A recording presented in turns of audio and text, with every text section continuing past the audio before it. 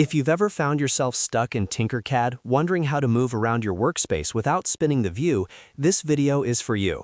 In the next few minutes, I'm going to show you exactly how to pan in Tinkercad, which means sliding the camera left, right, up, or down without rotating it.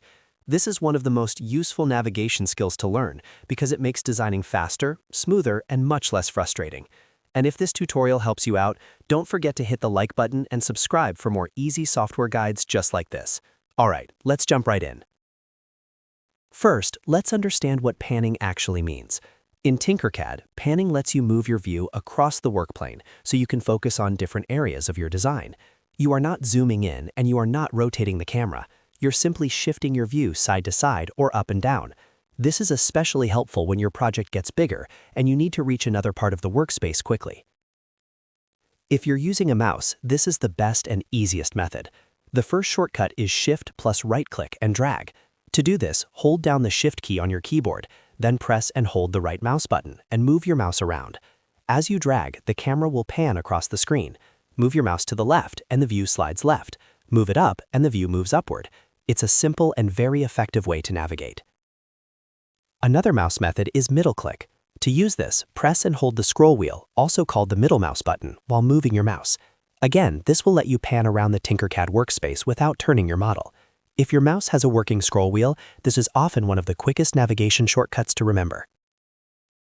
Now let's talk about using a trackpad, because many laptops don't have a mouse connected.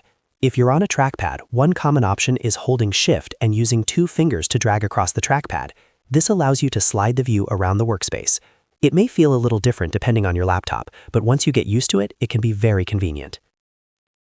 On some laptops, another option is Ctrl plus Shift while dragging with 1 finger. So if the 2-finger method doesn't work for your device, try holding Ctrl and Shift together, then drag with 1 finger on the trackpad. This can give you the same panning movement and help you navigate your design more comfortably. If you're not sure which shortcut works best on your computer, I recommend trying them one by one. Start with the mouse method if you have one, because Shift plus right-click drag or middle-click is usually the easiest and most reliable. If you're using a laptop trackpad, test the trackpad combinations until you find the one that feels natural for your system. The key thing to remember is that panning is different from rotating. If the view starts spinning or tilting, you're probably using the wrong mouse button or gesture. For panning, you want the camera to slide in a flat direction across the workspace. That way you can quickly reposition your view without losing your orientation. Once you get comfortable with this shortcut, you'll notice a huge improvement in how fast you can work in Tinkercad. Instead of constantly zooming out and searching for your design, you can smoothly pan to the exact area you need. That makes modeling more efficient and much easier, especially for larger projects.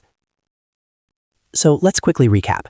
If you're using a mouse, try Shift and right-click drag, or press and hold the middle mouse button while moving the mouse. If you're using a trackpad, try Shift with 2-finger drag, or Ctrl plus Shift while dragging with 1 finger. These are the main ways to pan in Tinkercad and move around your workspace with ease. I hope this tutorial helped you learn how to pan in Tinkercad.